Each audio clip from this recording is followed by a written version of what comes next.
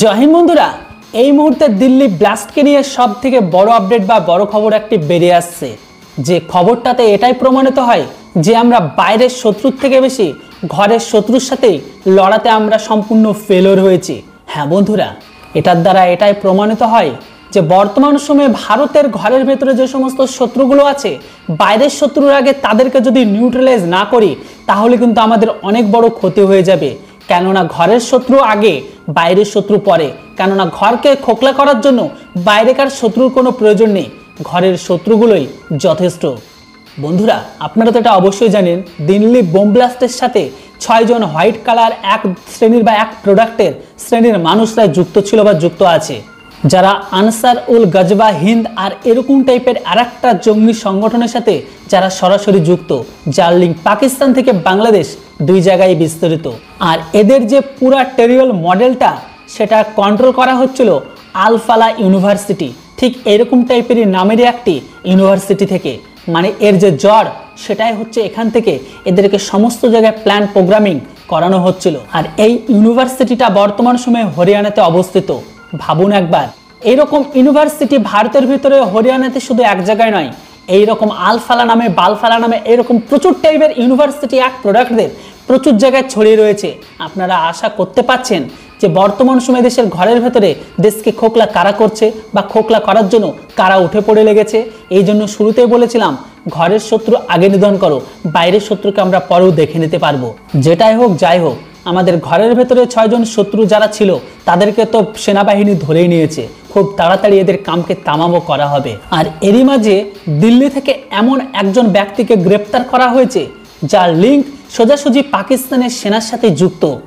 হ্যাঁ বন্ধুরা, পাকিস্তানের জাসুস বা স্পাই এজেন্সিকে ভারতের ঘরের ভেতরে কিভাবে বীজকে রোপণ করে রেখেছে সেটা আপনারা দেখুন। আপনারা স্ক্রিনে একটা আর্টিকেলকে দেখতে পাচ্ছেন, বড় অক্ষরে কি লেখা আছে। হ্যাঁ বন্ধুরা, নিউজ 18 রিপোর্ট অনুসারে আপনারা যেখানে দেখতে পাচ্ছেন, বর্তমান সময়ে দিল্লির বজিরপুর ইন্ডাস্ট্রিয়াল এলাকা থেকে একজন সন্দেহভাজন ব্যক্তিকে অ্যারেস্ট করা হয়েছে, যার সরাসরি লিঙ্ক ছিল পাকিস্তানের সেনার সাথে, তাও আবার জাসুসি করত পাকিস্তানের হয়ে।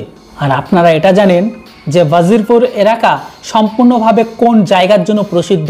আপনারা বুঝতে পারেননি, আমি বলে দিই। বলতে পারেন বারুদ কেনাবেচার জন্য বা স্টোরেজকে কেনার জন্য এই জায়গাটা প্রসিদ্ধ।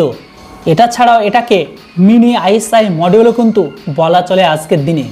আর এই জায়গাটায় এমন অনেক দেশদ্রোহী পাবেন যারা বর্তমান সময়ে ভারতের খেয়ে পাকিস্তানের হয়ে জাসুসি থেকে শুরু করে পাকিস্তানকে সাপোর্ট, পাকিস্তানি নারা, এমনকি তারা সেই জায়গাটাকে মিনি পাকিস্তান পর্যন্ত বানিয়ে রেখেছে। এটা কিন্তু ভারতের ভেতরে, পাকিস্তানের ভেতরের কথা আমি বলছি না।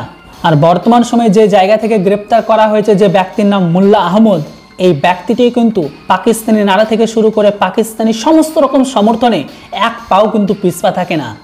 বর্তমান সময়ে দিল্লির ধামাকা হওয়ার পরে থেকে ভারতের যে জাস এজেন্সি আছে সমস্ত জায়গায় কিন্তু স্ট্রংলি আর খুব ভালোভাবে কিন্তু ভেরিফাই করছে সব কিছুতে।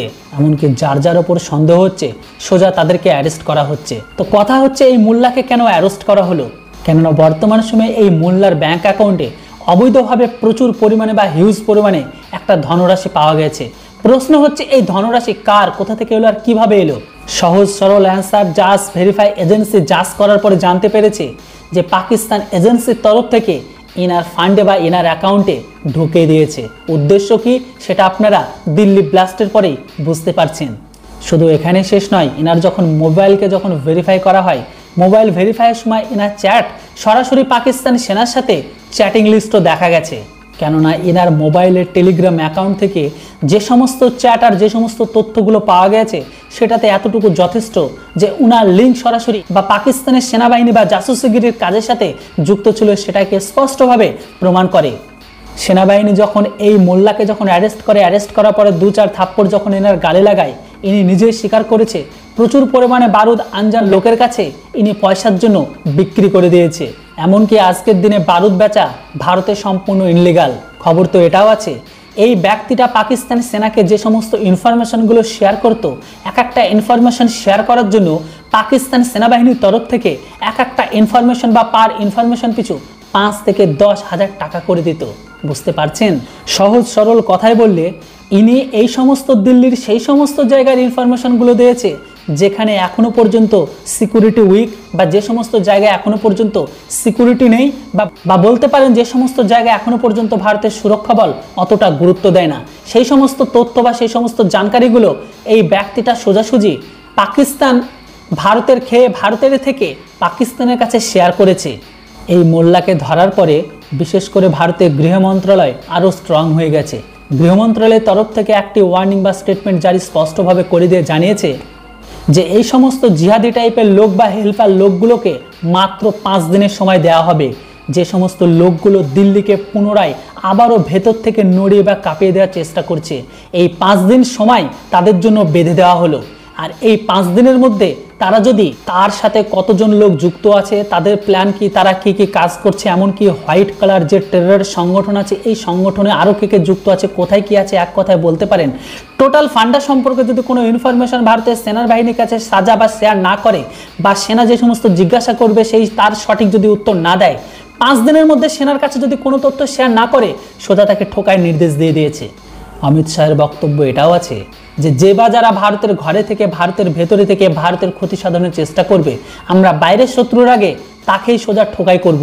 কেননা এটা আমরা কখনোই সহ্য করব না।